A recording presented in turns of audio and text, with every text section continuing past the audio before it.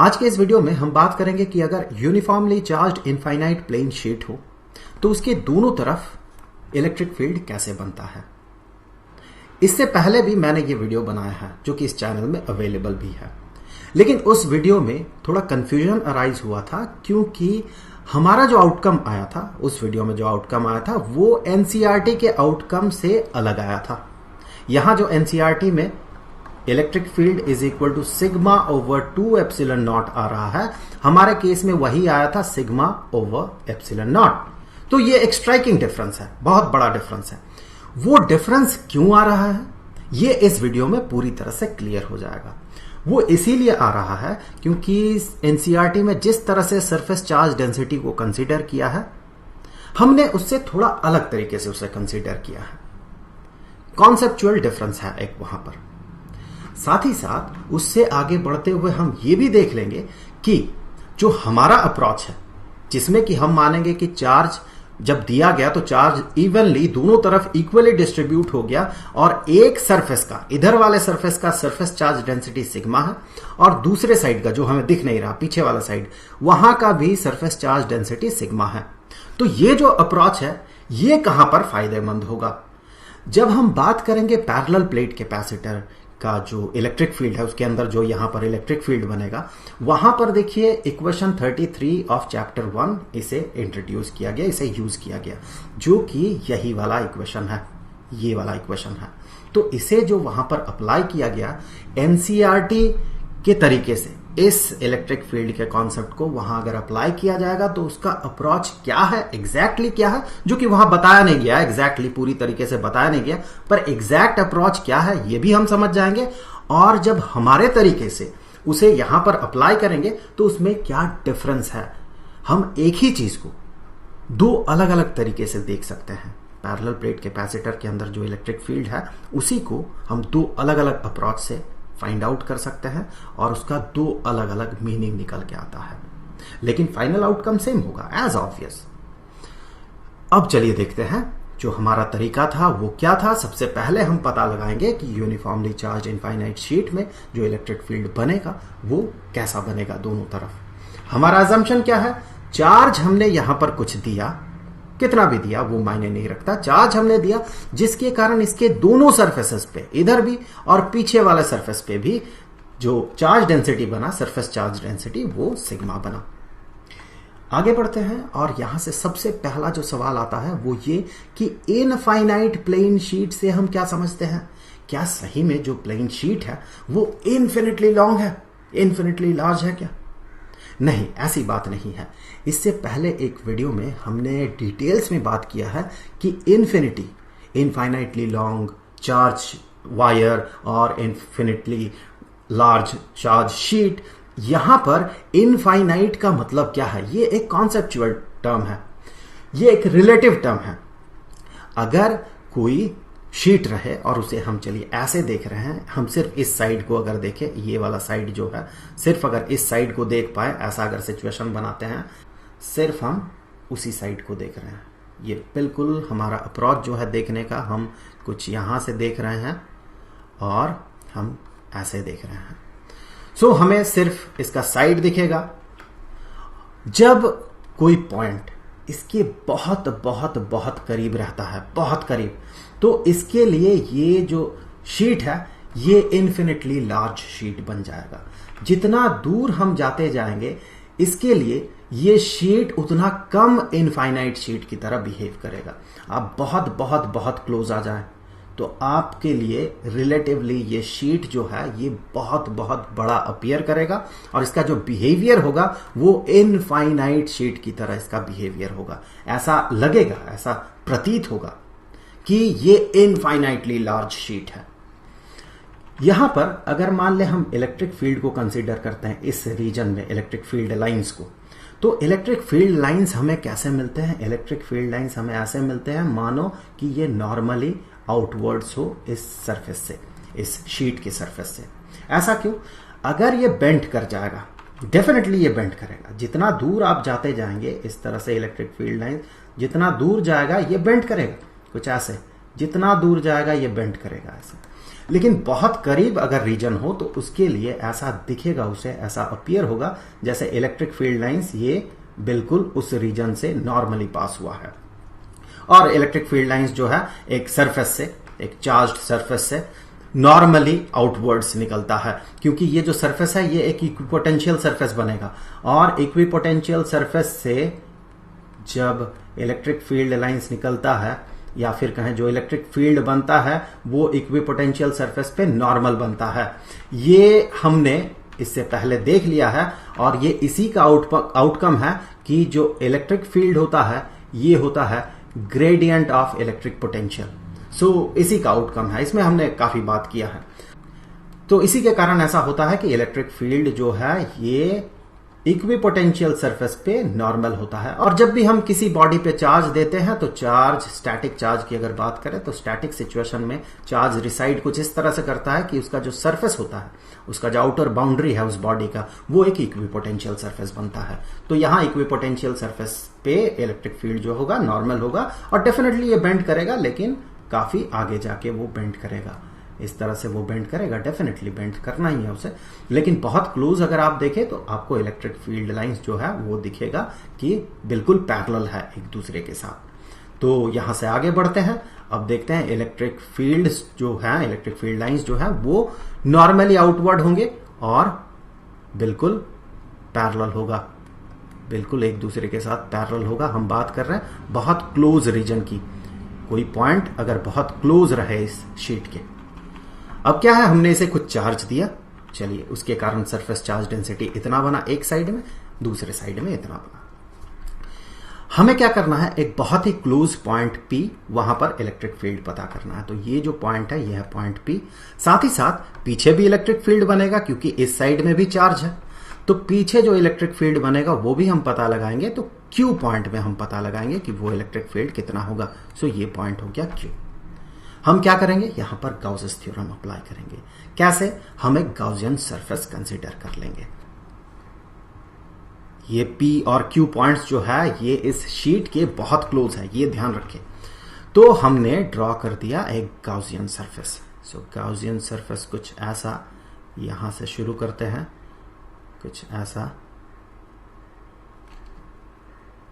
कुछ ऐसा, एक क्यूबॉइड जैसा, और ये पॉइंट जो है इस क्यूबॉइड के इस सरफेस में रिसाइड कर रहा है। आगे बढ़ते हैं, और भी लाइंस हमें बनाने होंगे। तो ये जो है कुछ ऐसा बना, एक तरफ का हमने बना लिया है गाउसियन सरफेस। तो ये जो है, ये गाउसियन सरफेस जो क्यूबॉइड है ये इसे क्रॉस कर रहा है, इस प्लेट को क्रॉस कर रहा है यहां पर।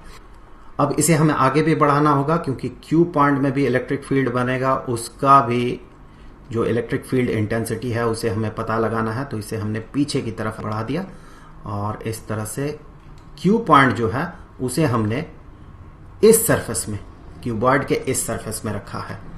तो आगे बढ़ते हैं, ये बन गया पूरा का पूरा गाउसियन सरफेस। तो इस गाउसियन सरफेस में देखें, ये इस प्लेट को यहां पर क्रॉस कर रहा है, इस रीजन में क्रॉस कर रहा है। जो इलेक्ट्रिक फील्ड बनेगा, चूंकि P और Q पॉइंट्स जो है बहुत क्लोज है इस प्लेट के, तो ये बिल्कुल ऐसे नॉर्मल होगा, नॉर्मली आउटवर्ड्स होगा, एक दूसरे के साथ पैरेलल होंगे। इलेक्ट्रिक फील्ड जो है ऐसे निकलेंगे बाहर, और यहां इस साइड में अगर देखें तो कुछ ऐसे एक दूसरे के साथ पैरेलल होगा। सो Q और P पॉइंट में हम पता लगाएंगे इलेक्ट्रिक फील्ड। तो चलिए, इलेक्ट्रिक फील्ड का जो मैग्नीट्यूड है ये E है, यहां भी मान लेते हैं इलेक्ट्रिक फील्ड का मैग्नीट्यूड E है। दोनों ही बराबर होगा क्योंकि P और Q पॉइंट बहुत क्लोज है इस सरफेस के, और साथ ही साथ दोनों का जो चार्ज डेंसिटी है एग्जैक्टली इक्वल होना ही है। तो इसीलिए इलेक्ट्रिक फील्ड जो है ये दोनों ही पॉइंट्स में बराबर होंगे। अब हम अप्लाई करेंगे यहां पर गाउसियन थ्योरम। तो अकॉर्डिंग टू गाउसियन थ्योरम, ये जो भी सरफेस है, एक गाउसियन सरफेस जो है, इसका जो टोटल फ्लक्स होगा, टोटल फ्लक्स चलिए फाई, ये बराबर हो जाएगा किसके, चार्ज एनक्लोज्ड, चलिए Q हो गया charge enclosed, divided by epsilon not.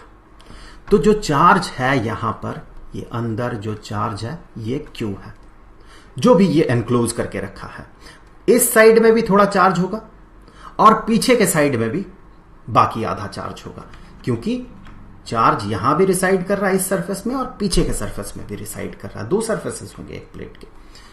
तो यहां पर वो चार्ज है, यहां पर charge enclose divided by epsilon not. Epsilon not का मतलब कि ये जो रीजन हमने कंसीडर किया यहां पर जो है ये फ्री स्पेस है।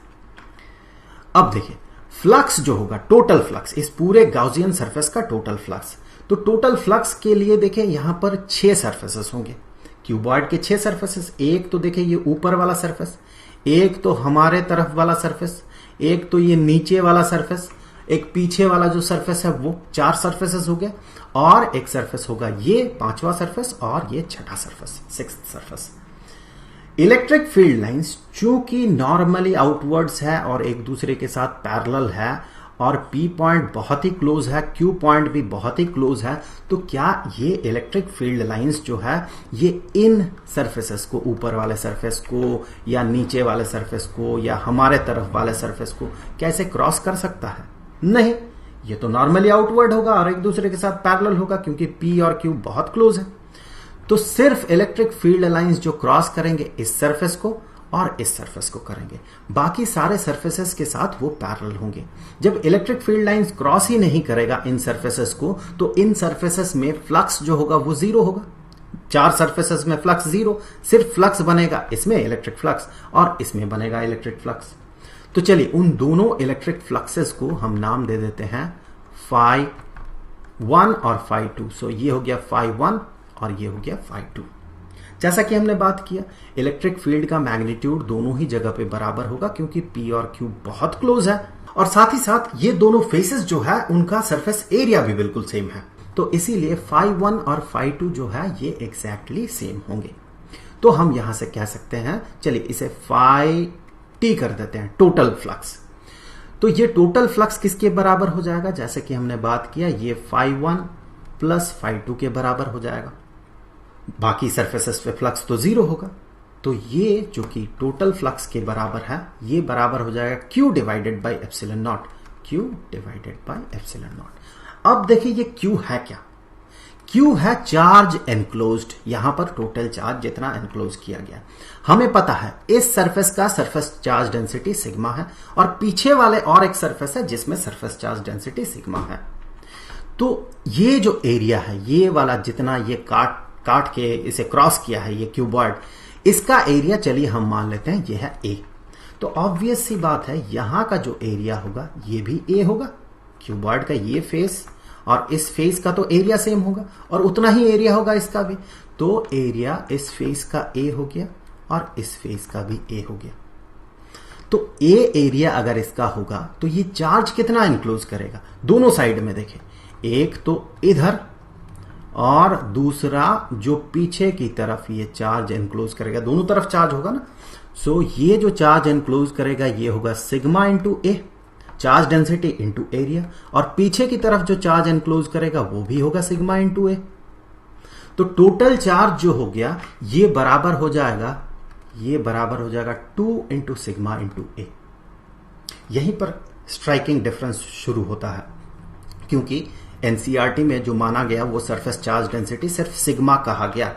आप यहां भी देख सकते हैं, यहां समझ सकते हैं चार्ज एनक्लोज्ड ये कह रहा सिग्मा इंटू A। तो ये हो गया total charge enclosed divided by epsilon not. अब जो है ये φ1 और φ2 ये तो बराबर है, दोनों ही सरफेसेस में, इसमें और इसमें फ्लक्स तो बराबर बनेगा क्योंकि इलेक्ट्रिक फील्ड बराबर है और साथ ही साथ जो एरिया है वो बराबर है, और इलेक्ट्रिक फील्ड और एरिया वेक्टर का जो डायरेक्शन है वो सेम है दोनों की तरफ। ये हम आगे चल के देखेंगे। तो इन दोनों को चलिए हम नाम दे देते हैं, ये जो φ1 है ये भी φ के बराबर है, ये φ2 है ये भी φ के बराबर है। सो हम यहां से कह सकते हैं कि ये φ1 प्लस φ2 जो है ये है ट्वाइस ऑफ φ, जो कि बराबर है 2 into sigma into A divided by epsilon not के। आगे बढ़ेंगे तो हम कह सकते हैं φ जो कि है फ्लक्स, एक सरफेस का इस सरफेस का फ्लक्स, 2 से डिवाइड कर रहे हैं हम इक्वेशन के दोनों साइड को, ये बन गया sigma into A divided by epsilon not. अब ये फ्लक्स, तो चलिए इस सरफेस का जो इलेक्ट्रिक फ्लक्स होगा वो किसके बराबर होगा? यहां पर देखिए ये जो सरफेस है ये सरफेस, चलिए सरफेस वेक्टर A हो गया, वेक्टर A। तो उसका जो डायरेक्शन होगा वो नॉर्मली आउटवर्ड्स होगा, ये जो इमेजिनरी क्यूबॉइड है उससे नॉर्मली आउटवर्ड्स होगा। तो ये सरफेस वेक्टर का डायरेक्शन के साथ ये पूरा का पूरा वेक्टर, ये ए उसका मैग्नीट्यूड हो गया, दैट मीन जितना सरफेस एरिया हो गया, और इसका जो डायरेक्शन है नॉर्मली आउटवर्ड्स है। हमें पता है जो फ्लक्स बनता है, इलेक्ट्रिक फ्लक्स जो होगा इस केस में, इलेक्ट्रिक फ्लक्स ये बराबर होगा electric field dot area vector के। यहां पर हम सिंपली ऐसा कह सकते हैं क्योंकि हर एक पॉइंट में, यहां इस सरफेस के हर एक पॉइंट में इलेक्ट्रिक फील्ड बराबर है और उसका डायरेक्शन भी सेम है, जो कि इसी के डायरेक्शन के बराबर है। अब ये जो है ये बराबर हो जाएगा sigma into A divided by epsilon not के। अब देखिए इन दोनों का डॉट प्रोडक्ट, तो डॉट प्रोडक्ट में हम क्या करेंगे, ई पहले वेक्टर का मैग्नीट्यूड इनटू दूसरे वेक्टर का मैग्नीट्यूड इनटू दोनों के बीच का जो एंगल है उसका cosine value. So cosine of 0 degree, दोनों के बीच का एंगल तो 0 डिग्री है वेक्टर ई और वेक्टर ए के बीच, तो cosine of 0 degree is equal to 1, तो वही 1 यहां पर मल्टीप्लाइड हो गया। उसे नहीं लिखते हैं, चलिए आगे बढ़ते हैं। Sigma into A over epsilon not. यहां से देखिए आप इक्वेशन के दोनों तरफ से ये ए कैंसिल हो जाएगा और जो हमें मिलेगा इलेक्ट्रिक फील्ड का मैग्नीट्यूड ये होगा sigma over epsilon not, surface charge density divided by epsilon not. और ये जो है ये इलेक्ट्रिक फील्ड, ये यहां भी उतना ही इलेक्ट्रिक फील्ड बनेगा उसका मैग्नीट्यूड, और यहां भी मैग्नीट्यूड उतना ही होगा, सिर्फ डायरेक्शन अपोजिट होगा एक दूसरे के। लेकिन वहीं पर अगर आप एनसीईआरटी में आते हैं तो हमें मिलता है ये। चलिए देखते हैं डिफरेंस क्यों है। क्योंकि यहां पर माना गया है सरफेस चार्ज डेंसिटी जो है वो सिग्मा है। चलिए ठीक है, जैसा हमने माना था यहां भी वैसे ही माना गया, सरफेस चार्ज डेंसिटी सिग्मा। तो क्या चार्ज सिर्फ एक सरफेस पर रिसाइड कर रहा है या दो सरफेस पर रिसाइड कर रहा है? क्या चार्ज सिर्फ यहीं पर है या पीछे के सरफेस में भी है? ये एक बड़ा सवाल है। तो यहां पर अगर आप देखें कि चार्ज जो ये एनक्लोज करके रखेगा, ये वाला रीजन जो चार्ज एनक्लोज करके रखेगा, गॉसियन सरफेस जितना चार्ज एनक्लोज करके रखेगा वो है sigma into A, that mean surface charge density into area. Difference आपको दिख रहा है। सो surface charge density into area, चलिए वहां तक तो ठीक है। तो चार्ज तो एक साइड में नहीं होगा ना, चार्ज दोनों साइड पे होगा। तो यहां पर सरफेस चार्ज डेंसिटी सिग्मा मानने का मतलब है, शायद ये कहना चाहते थे वो, कि चार्ज यहां पर कुछ एनक्लोज करेगा और चार्ज यहां भी पीछे के साइड में कुछ एनक्लोज करेगा। तो एक साइड में, एक सरफेस में जो चार्ज ये एनक्लोज करेगा ये होगा सिग्मा ए डिवाइडेड बाय 2, दूसरे साइड में जो चार्ज एनक्लोज करेगा वो होगा सिग्मा ए डिवाइडेड बाय 2। तब जाके टोटल चार्ज एनक्लोज इतना होगा सिग्मा ए, दोनों को जोड़ दे तो सिग्मा ए बन जाएगा। इसका मतलब ये निकल के आता है कि एक साइड का सरफेस चार्ज डेंसिटी ये सिग्मा नहीं है बल्कि सिग्मा डिवाइडेड बाय 2 है, दूसरे साइड का सरफेस चार्ज डेंसिटी भी सिग्मा डिवाइडेड बाय 2 है। दोनों को एक साथ मिला के ये कह दिया गया कि सरफेस चार्ज डेंसिटी सिग्मा है। लेकिन यहां पर एक सवाल आता है, फंडामेंटल क्वेश्चन आता है कि सरफेस चार्ज डेंसिटी में ये जो टर्म सरफेस अपीयर कर रहा है, सरफेस क्या है? एक प्लेट में कितने सरफेसेस होते हैं? क्या एक सरफेस होता है या दो सरफेसेस होते हैं? एक प्लेट में दो सरफेसेस होते हैं। अगर आप इसी प्लेट को कंसीडर करें तो आप पाएंगे काम के दो सरफेसेस हैं। इनको एक्सक्लूड कर दे अगर, ये जो एक सरफेस है और यहां पर एक सरफेस है, ये तो बहुत छोटे छोटे हैं, बहुत पतला है, इसीलिए ये सारे सरफेसेस जो है बहुत छोटे छोटे हैं, तो ये हमारे काम के सरफेसेस नहीं है इस पॉइंट ऑफ व्यू से। तो अभी हमें दो सरफेसेस, एक तो यहां और दूसरा पीछे की तरफ, दो सरफेसेस मिलेंगे। जब आप एक प्लेट को बहुत बहुत बहुत बहुत बहुत बहुत बहुत पतला बनाते हैं तब जाके वो दो सरफेसेस एक सरफेस की तरफ टेंड करता है। मैथमेटिकली वो हमेशा दो सरफेसेस रहते हैं। फिजिक्स के टर्म पे आप कह सकते हैं कि दो सरफेसेस एक सरफेस की तरफ टेंड कर रहा है। किसी किसी केस में आप मान सकते हैं दो सरफेसेस एक ही सरफेस है, जब वो बहुत बहुत बहुत पतला होगा। वो बहुत पतला इन द सेंस, फिजिक्स के टर्म में अगर कहें तो 1 2 3 एटम का विड्थ होगा। मैं ऐसा क्यों कह रहा हूं, थोड़ी देर में ये क्लियर हो जाएगा। क्योंकि यहां पर आर्ग्यूमेंट आता है कि अगर चार्ज डेंसिटी इतना हो तो सकता है, इसका कहने का मतलब ये था कि चार्ज जो है एक ही सरफेस पर रिसाइड कर रहा है, एक तरफ रिसाइड कर रहा है, जो कि हमें पैरेलल प्लेट कैपेसिटर में दिखता है। अगर आप पैरेलल प्लेट कैपेसिटर को देखें जो कि चार्ज एक ही साइड पर रिसाइड कर रहा है, और यहां पर इक्वेशन 133 यूज भी किया गया है। तो चलिए आगे बढ़ते हैं। तो अगर यहां पर चार्ज एक सरफेस पे रिसाइड करेगा तो ये एक स्पेशल केस होना होगा, वरना ऐसा पॉसिबल नहीं है। और उस स्पेशल केस में अगर आप मानते हैं कि चार्ज एक ही सरफेस पे रिसाइड कर रहा है तो आप ये नहीं मान सकते हैं कि इलेक्ट्रिक फील्ड इस साइड में बनेगा। ऐसा क्यों? क्योंकि आप ये देखें कि अगर ये प्लेट है और हम साइड से देख रहे हैं, सिर्फ यही वाला रीजन हमें दिख रहा है, ये वाला रीजन हमें दिख रहा है, तो चार्ज जब एक सरफेस पे रहेगा, अगर इस साइड में रहता है जो कि पैरेलल प्लेट कैपेसिटर में होता है, तो इलेक्ट्रिक फील्ड लाइंस जो है, इलेक्ट्रिक फील्ड लाइंस ऐसे बाहर निकलेंगे। अगर इलेक्ट्रिक फील्ड पीछे की तरफ भी बनना है, अगर इस रीजन में भी बनना है, तो यहीं से इन्हीं चार्जेस से इलेक्ट्रिक फील्ड लाइंस को पीछे की तरफ भी निकलना होगा। अगर ऐसा होता है तो इलेक्ट्रिक फील्ड लाइंस जो है ये क्रॉस करेगा इस सरफेस को, यहां पर देखिए इस बॉडी को क्रॉस करते हुए बाहर जाएगा। लेकिन इलेक्ट्रिक फील्ड लाइंस अगर इस बॉडी को क्रॉस करेगा तो यहां पर इलेक्ट्रिक फील्ड एग्जिस्ट करेगा। फिर एक चार्ज्ड बॉडी, स्टैटिक सिचुएशन में एक चार्ज्ड बॉडी के अंदर इलेक्ट्रिक फील्ड नहीं बनता है। ये एनसीईआरटी नहीं कहा कि inside a conductor electrostatic field is zero. ये हम सबको पता है कि स्टैटिक सिचुएशन में, आप स्टैटिक सिचुएशन में अगर चार्ज देते हैं, चार्ज अगर स्टैटिक रहता है एक बॉडी के, तो अंदर इलेक्ट्रिक फील्ड जीरो होता है। वहां भी लागू होगा। वहां अगर ये लागू होगा तब इलेक्ट्रिक फील्ड लाइंस जो है ये इसे क्रॉस नहीं कर सकता है। तो ये सवाल ही पैदा नहीं होता है इस सिचुएशन में कि चार्ज जो है एक साइड में है, चार्ज दोनों साइड्स में है। चार्ज यहां भी है, चार्ज पीछे भी है। पीछे है इसीलिए यहां पर इलेक्ट्रिक फील्ड दिख रहा है, क्योंकि अगर यहां पीछे चार्ज होगा उतना ही सरफेस चार्ज डेंसिटी के साथ, यहां भी चार्ज होगा उतना ही डेंसिटी के साथ, तो यहां से फील्ड लाइंस बाहर निकलेंगे। तो ये बॉडी जो है इसे क्रॉस करने का फिर सवाल नहीं आता है। सो ऐसे ये बाहर निकलेगा। तो यहां पर इलेक्ट्रिक फील्ड हमें दिखेगा, ये होगा, ये नॉन जीरो होगा, ये हमें दिखेगा। सो सिचुएशन ये आया कि चार्ज दोनों तरफ होना होगा, चार्ज एक तरफ नहीं हो सकता है, चार्ज दोनों तरफ होगा। एक केस में ये पॉसिबल है अगर ये बहुत बहुत बहुत बहुत बहुत थिन हुआ, बहुत थिन, एक एटम, दो एटम, तीन एटम का अगर विड्थ हुआ तो इसका। लेकिन उतना थिन अगर आप एक प्लेट कंसीडर करेंगे तो उस प्लेट से आप कोई काम नहीं कर सकते हैं, उससे आप पैरेलल प्लेट कैपेसिटर बना नहीं सकते हैं, क्योंकि जो फोर्स, इलेक्ट्रोस्टैटिक फोर्स उसमें अप्लाई होगा उसके कारण वो टूट जाएगा। तो वो तो सीन से बाहर चला गया कि आप उतना प्लेट लेंगे, दो एटम, तीन एटम का विड्थ का, वो तो पॉसिबल भी नहीं है अभी हमारे लिए।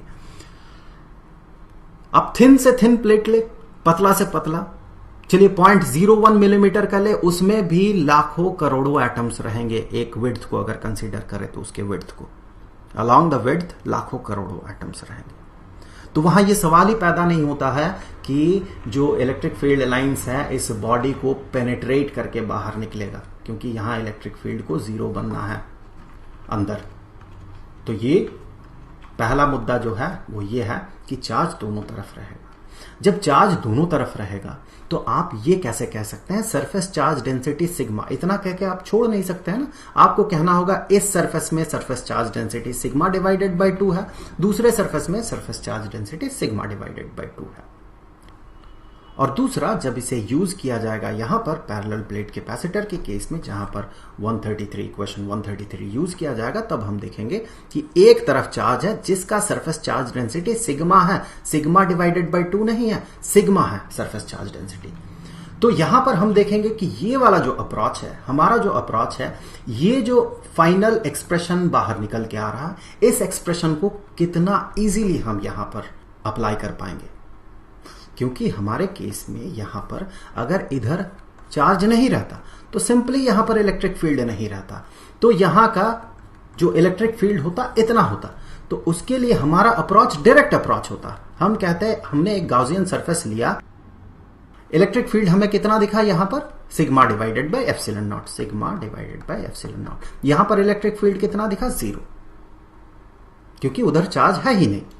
तो यहां से आप डायरेक्टली ये कह सकते हैं कि इलेक्ट्रिक फील्ड जो बनेगा अंदर वो इतना होगा, लेकिन एनसीईआरटी का अप्रोच जो है वो अलग है, इससे एक अलग मतलब निकल के आता है। ये गलत नहीं है, मैं बिल्कुल, आप इसे गलत ना माने, ये भी सही है, लेकिन इसे और थोड़ा एलोबोरेट करना चाहिए था। और भी बहुत सारे चीजें हैं वैसे 11th-12th लेवल में, वो सारे चीजें जो हैं वो थोड़ा सा मैं कहूंगा वो ज्यादा हो जाएगा, इसीलिए शायद नहीं बताया गया। पर इसे कंप्लीटली एलोबोरेट करने के लिए और भी कुछ चीजें चाहिए, जो कि हम बात करेंगे जब हम डिराइव करेंगे हमारे चैनल में, जब वीडियो बनेगा पैरेलल प्लेट कैपेसिटर के अंदर इलेक्ट्रिक फील्ड कैसे हम पता करते हैं, हमारा अप्रोच क्या है, उसके साथ एनसीईआरटी का डिफरेंस क्या है।